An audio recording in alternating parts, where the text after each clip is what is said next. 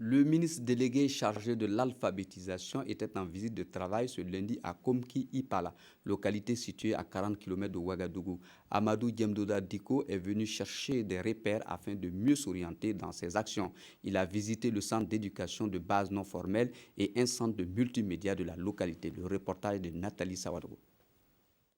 Le ministre délégué en charge de l'alphabétisation en plein apprentissage des malles de savoir.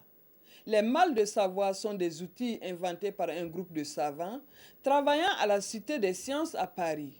Ces outils permettent à des personnes qui ne savent ni lire ni écrire d'apprendre les composants du corps humain et de mieux se prendre en charge.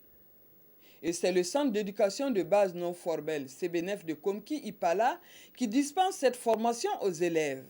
Ces malles-là contiennent, par exemple, le corps humain, sur lequel un enfant peut travailler facilement pour connaître exactement les fonctions du corps, les fonctions du cœur, les fonctions des poumons et ainsi de suite. Ce qu'il n'a pas, par exemple, l'habitude de voir même dans nos classes, parce qu'aujourd'hui, j'avoue que même pour enseigner, organiser une séance d'études, par exemple, sur le cœur, c'est pas si facile que ça.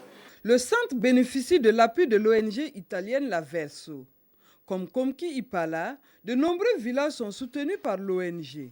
Elle espère poursuivre son œuvre d'éducation et de formation jusqu'en 2016 avant de la rétrocéder à l'État burkinabé. Les malles des savoirs au Burkina, elles sont là depuis 1992.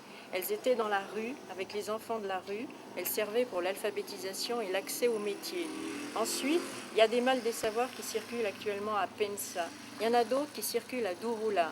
Là, ici, vous en avez à Komki, à Bazoulé, à Tangadassouri. Maintenant, il s'agit effectivement que le ministère nous dise si ça l'intéresse de pouvoir donner une dimension encore plus importante à ce programme. Le ministre a poursuivi sa visite au centre multimédia créé par l'ONG La Verso. Les responsables du projet veulent à l'avenir transformer le centre multimédia en un institut où étudiants, professeurs et chercheurs viendront faire des recherches.